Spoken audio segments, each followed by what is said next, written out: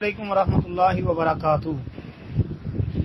یہ محترم بھائی نے یہ روایت لکھ کر بھیجی ہے جی کہ بلال رضی اللہ عنہ رات کو اذان دیتے تو کہتے ہیں جی کھاؤ پیو یہاں تک کہ ابن ام مکتوم رضی اللہ عنہ جو ہے یعنی وہ اذان دے۔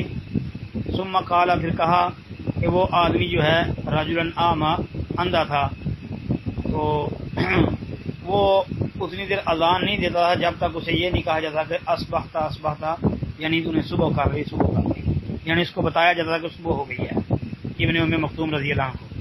تو بھائی کہتے ہیں جی کیا اس حدیث سے اذان تہجد ثابت نہیں ہوتی؟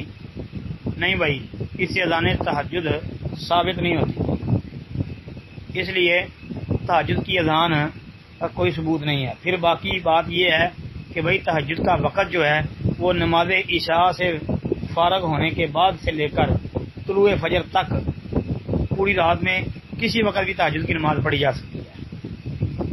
یہ اس کا کوئی مخصوص ٹائم نہیں ہے کہ جس کے لیے اذان کہی جائے، اس لیے تہجد کی اذان ثابت نہیں ہے۔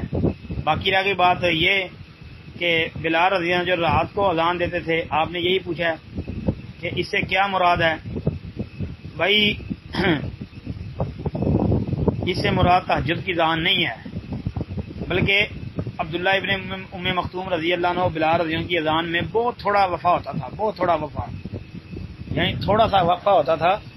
یہ نہیں ہوتا تھا کہ دو گھنٹے پہلے ایک اذان بلال رضی اللہ عنہ دیتے تھے، پھر 2 گھنٹے بعد جا کے جو ہے وہ ابن ام مکتوم اذان دیتے، ایسا نہیں ہوتا تھا، بلکہ ان کے درمیان بڑا تھوڑا وقفہ ہوتا تھا۔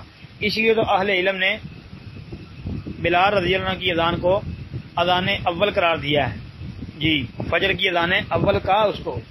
کئی اہل علم، کئی مفتی ایسے ہیں، تہجد کی اذان کسی نے بھی نہیں کہا، اور اس سے تہجد کی اذان ثابت نہیں ہوتی۔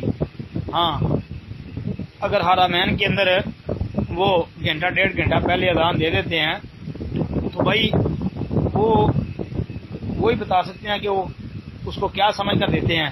باقی قرآن و سنت میں جو ہے تہجد کی اذان ثابت نہیں ہوتی، اور اس حدیث سے بھی تہجد کی اذان نہیں نکلتی۔